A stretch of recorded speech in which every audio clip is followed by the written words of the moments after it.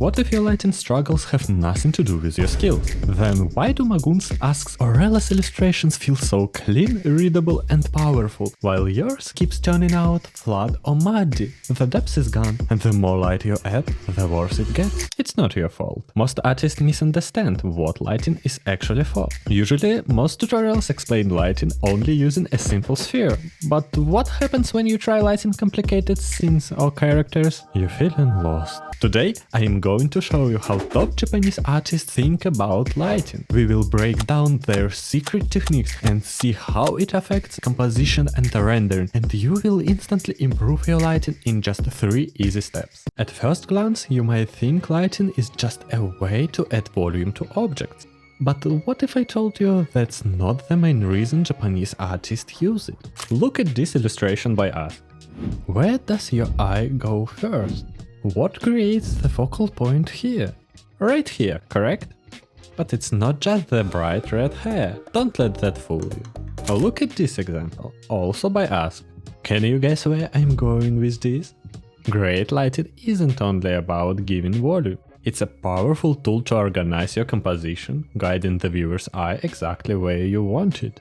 If an illustration is well lit, it doesn't just help you see, it helps you feel where to look. Now, if you've been paying attention, something should be standing out already. Do you see it? Look again. All of them rely on just one dominant light source. Wait, just one? But aren't there always multiple sources of light? Reflective, fill, rim lights? Yes, but all these extra lights serve the dominant one. One main source does most of the heavy lifting. Why does adding more lights usually make things worse? Let's look at this illustration. Do you see what's happening here? I'll give you a hint. Main light source and effects conflicting and making it harder to know where the focal point is. But to avoid this conflict, there needs to be only one clear focus. What makes one area feel more important than another? Look at how Ask grouped the darkest values directly on the main character. It's much darker than anything else nearby. It's because light separates characters into different planes and creates a sense of depth, making this contrast. The strongest contrast always leads your eyes first.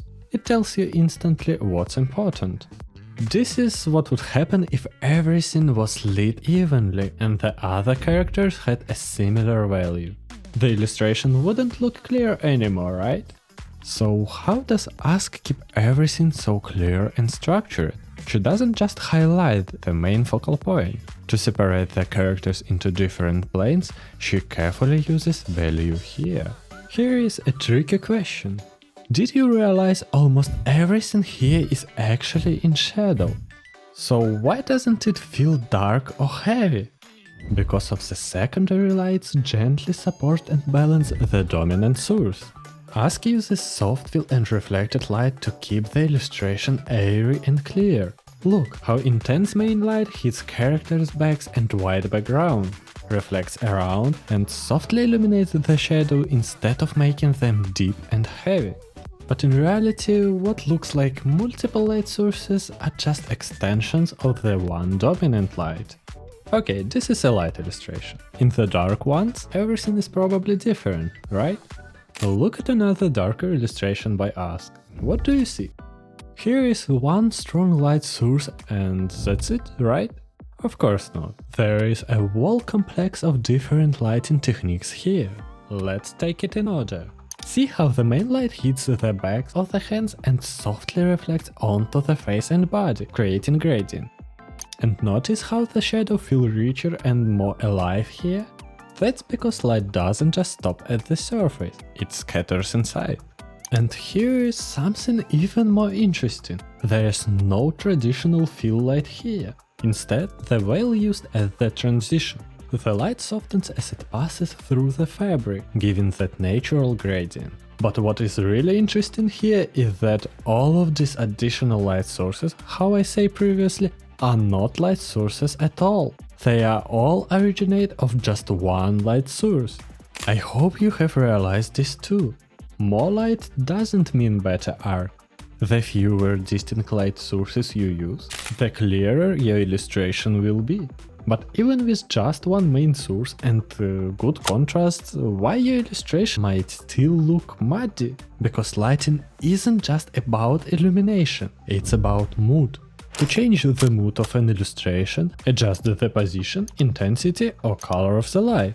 Exactly, what about color? Color selection can be a bit personal, and it's best explored through style research, which I cover in the free Adapt kit. Grab it from the description. But right now, let's break down the core color principles behind the best Japanese illustrations. Let's quickly isolate colors in Ask's illustration.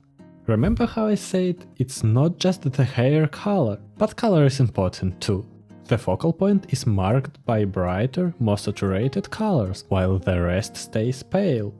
Look at more examples. Notice something unusual? Do you think all the colors in this Magoon illustration are saturated? No. Look, it's an average of 50% saturated color. Cool, right? Or in Raika's illustration, the background is more saturated than the character. As you may have noticed, most Japanese artists rarely use highly saturated colors everywhere. But why? Because saturated colors everywhere the canvas compete for attention, leaving you confused. Japanese artists carefully limit saturation, usually placing vibrant colors only at focal points, keeping the illustration clear, harmonious and engaging. But if everything is too pale, won't it look muddy? Good point. Most people think making a shadows darker is as simple as lowering the brightness. But what if I told you that's actually the easiest way to ruin your colors? Look at this. This shadow is just a darker version of the base color, right? Now compare it to this. Next rule is so essential that it could have its own separate video. Highlights become less saturated, shadows become more saturated with tiny color shift. But bounced light in shadows can change within a wider spectrum. In Japanese illustrations, this makes all the difference. Mastering this simple concept changes everything. Your colors will stay clean, your lighting will pop, and your entire illustration will feel effortlessly professional. But we still haven't answered the biggest question: how to actually draw lighting like top Japanese illustrators. Most artists start drawing and try to figure out the lighting as they go. Have you ever tried fixing bad lighting after rendering? It's painful. Before I reveal the main secret, try this. First, take your sketch or clean line art and fill in clear silhouettes with color. Choose medium values that harmonize well, keeping the overall palette balanced and easy to adjust later. Next, add your main light. Select its color, intensity and position it to reinforce the focal point. Finally, add secondary lights based on your main light. Carefully adjust shadow color, saturation and contrast to enhance the mood. Because here is the real secret. These sketches don't need to be perfect, they are your most powerful weapon. The best illustrators never render bad lighting, they test it first. But there is still one more crucial thing they do to make every piece look stunning. What is it? Find out in the next video.